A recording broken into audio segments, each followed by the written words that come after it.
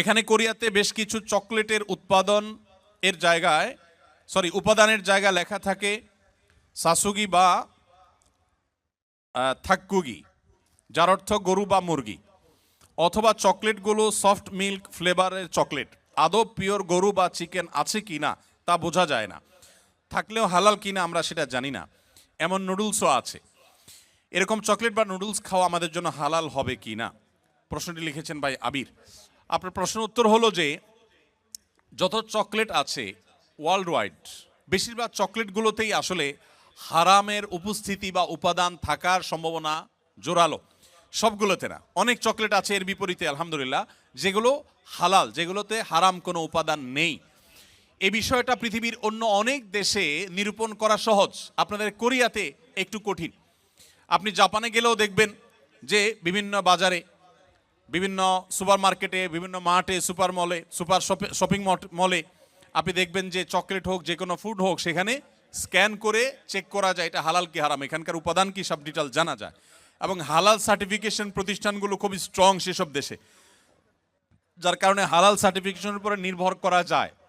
আপনাদের এখানে এখনও সেটা হয় নাই, তবে আলহামদুলিল্লাহ যেভাবে দিন দিন আমাদের প্রবাসী বাংলাদেশি ভাইরা বাড়ছেন, পাকিস্তানি, আরাবিয়ান, অন্যান্য দেশি ভাইরাও দিন দিন আসছেন, আশা করা যায় অচিরেই ইনশাআল্লাহ কোরিয়াতেও হালাল সার্টিফিকেশনের অথরিটি এরকম গড়ে উঠবে, তখন আপনাদের জন্য সহজ হবে। আপাতত যারা এখানে আছেন আমি তাদেরকে বলবো আপনি এটার উপাদানের মধ্যে সন্দেহপূর্ণ কোনো কিছু থাকলে সেটাকে অ্যাভয়েড করবেন। মনে রাখবেন সন্দেহপূর্ণ বিষয়কে অ্যাভয়েড করাটা খুবই জরুরি একটা বিষয়।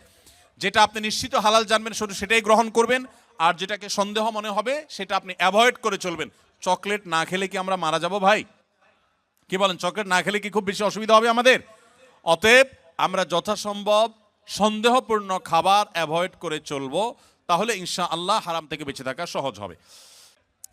তাবিজ পরা শিরক, কিন্তু কোনো সমস্যার কারণে তাবিজ পড়ে সমাধান যদি হয়, তাবিজ ফেলে দিলে যদি সমস্যা হয়, তাহলে আমি কি করব?